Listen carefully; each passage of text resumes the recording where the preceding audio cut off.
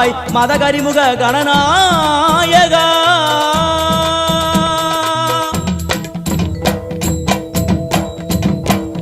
பாரதம் எழுதிய பண்டிதனுக்கு நாமாவளி சொன்னார்.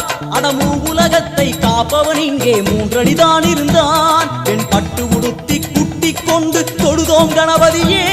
இப்பிறவி கடலில் ஆழம் அறிய கரை சேர்த்தருள்வாயே. கணபதி ராஜா வந்தாரோ மனையில் இன்றே பொன்னாளோ. கணபதி ராஜா வந்தாரோ மனையில் இன்றே பொன்னாளோ.